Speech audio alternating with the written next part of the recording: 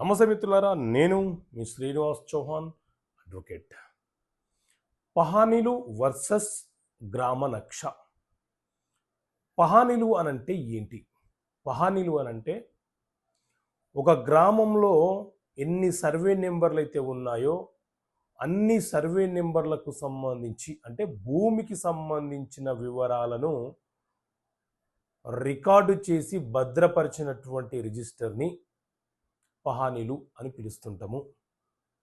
ఈ పహానీలో ఎవరు పట్టాదారు, ఎవరు అనుభవదారుడు, భూమి యొక్క క్లాసిఫికేషన్, అంటే భూమి ఏ రకమైనటువంటి స్వభావాన్ని కలిగి ఉన్నది, అందులో ఏ పంటను పండిస్తున్నారు, అందులో ఎంత శిస్తు చెల్లించారు, ఇలా భూమికి సంబంధించిన సమగ్రమైనటువంటి సమాచారము సర్వే నెంబర్లతో సహా రాయబడి ఉంటుంది. 1954 నుంచి మన దేశంలో పహానీ రికార్డులు అందుబాటులో ఉంటాయి. తెలంగాణలో పహానీలు అని పిలుస్తుంటారు, ఆంధ్రప్రదేశ్లో అడంగల్ అని పిలుస్తుంటారు.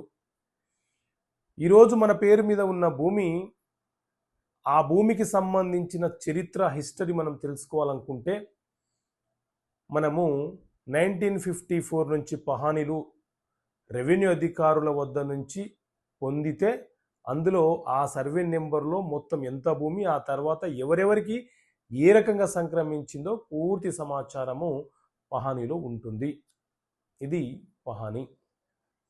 గ్రామ నక్ష అంటే ఒక గ్రామానికి సంబంధించి ఒక మ్యాప్, అంటే ఆ గ్రామంలో ఏ సర్వే నెంబర్లో ప్రభుత్వ భూమి ఉంది, పట్టా భూములు ఉన్నాయి, వాగులు ఎక్కడ ఉన్నాయి, చెరువులు ఎక్కడున్నాయి,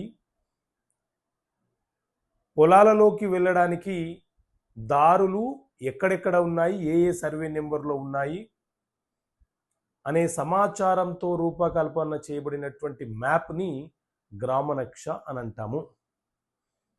మనకు దారి గ్రామనక్షలో కనుక ఉంటే ఆ దారిని ఎవరైనా మూసివేస్తే ఆ దారిని పొందే హక్కు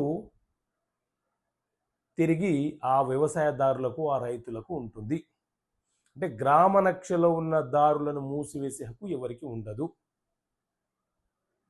ఇది గ్రామనక్ష.